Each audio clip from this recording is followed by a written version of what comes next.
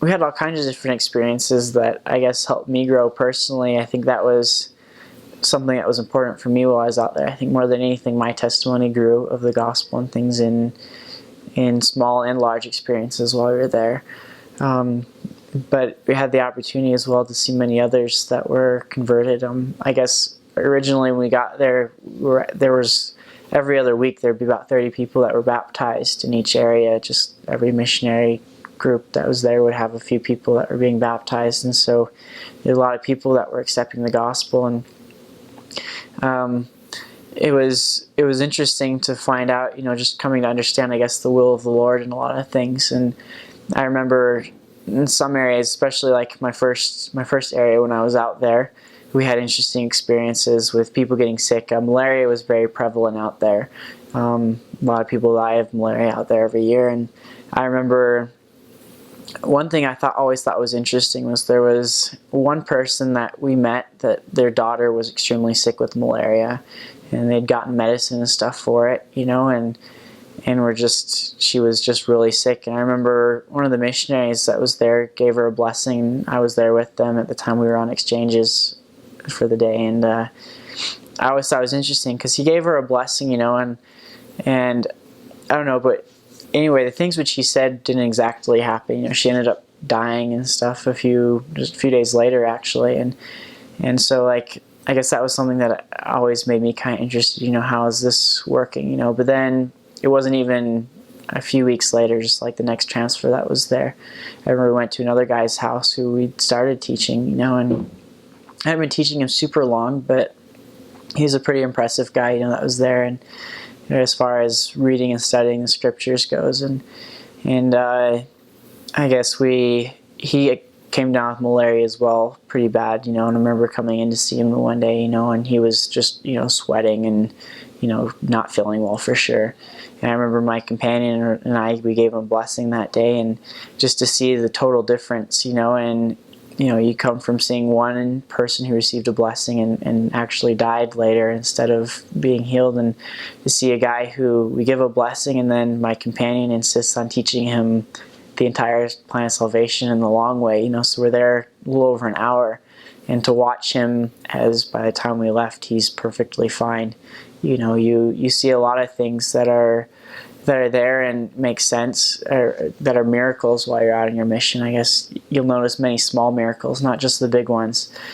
But it really is important to understand that a lot of things that happen there are based upon the Lord's will, and we can't always determine what that is, because those miracles and things are very possible and they happen, but not on our time, and we can't always explain why they happen the way they do. But I remember there were many different small miracles we saw every day. There was one time we were having a baptism, and stuff, and the people who had the keys to the church just locked up with the wall and everything.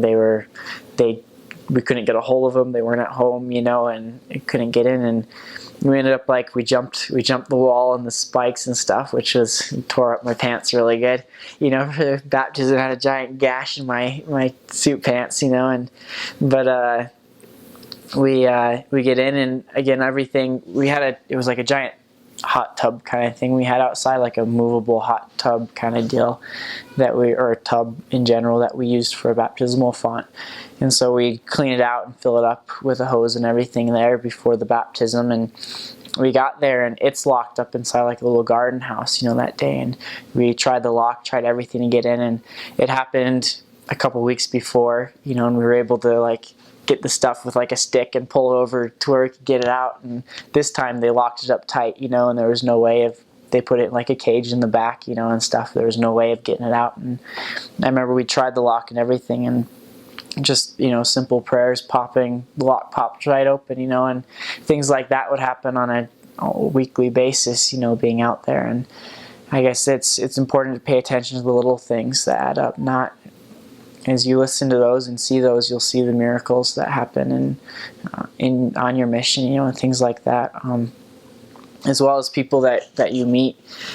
As far as bigger things that we run into, I guess we had one sister that we've been teaching this family for quite a while, And they were at first quite slow to become really active participants in learning, but they were very eager to receive the gospel and things like that. And after a while, they became where they come to church frequently. And we used to, after a while, we ended up setting like time periods that they had to like be coming to church for most cases, based on the Spirit, of course, as to when they could be baptized, because we find there was a lot of retention issues where people would be baptized really quickly, and without the support of, lots of members that are very well experienced and knowledgeable of the gospel, they'd fall away pretty quickly.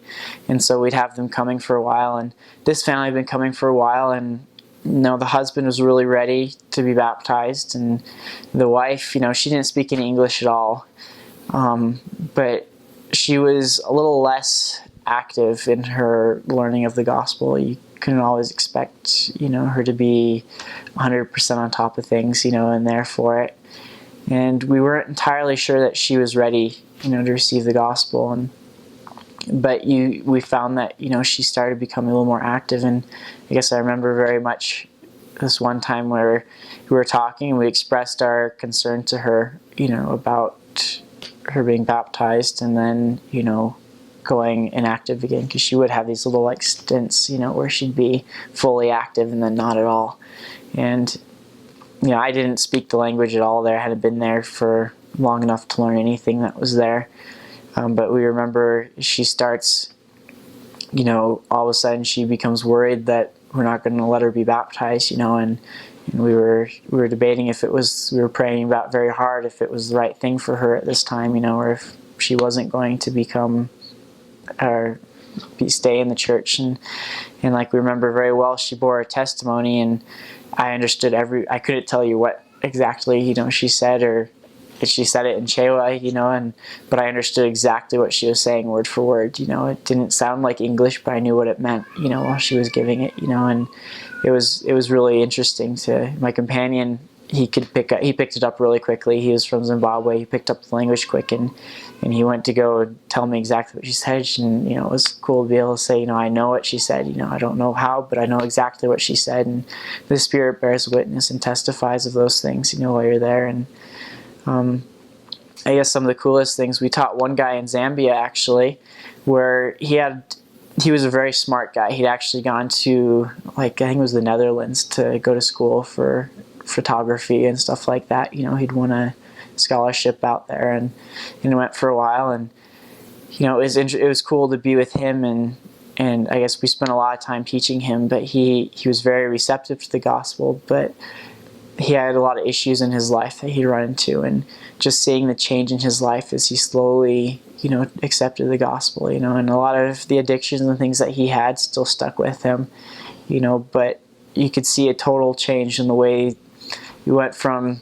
when we first met him. He dressed very kind of scruffily, and looked scruffy. He was drinking a lot, and things like that. And just to be able to be there and watch the gospel as he receives it, and he begins to exercise the things and practice the things that he's learning. Just see the change in his life, and he did eventually join the church, as he was there, and he was still active when I left, and that was the very beginning of my mission. We started teaching him. I got to go back to Lusaka right before I left, and we saw him again and stuff, and a total transformation in who he was, a lot happier than he was before, and hopefully he's still active and stuff and doing those things. It's hard to stay in touch with people, from 3,000 miles away. But that's the one thing, is no matter what, even if those people that you're teaching aren't baptized, as you teach them those principles, you'll see the gospel working in their lives, and that builds a testimony. Is that itself is a miracle, and a blessing of the gospel, just to see the way that the gospel truly does bring happiness and blessings to their lives, and it shows in yours too, as you're going. And even though sometimes you might not feel it or recognize it, when you finally get a chance to look back, you'll see it there and working in your life, and changes who you are as well. I was a totally different person coming back than I was when I left, at least in my eyes, maybe not in everybody else's, but at least I feel a difference and see a difference. And I think that's the real miracle as you're out there, is if you do everything you're supposed to, you'll see the change in yourself, and who you become. And I think that's probably the biggest miracle you'll recognize while you're there of the gospel, is that conversion of yourself as well as others.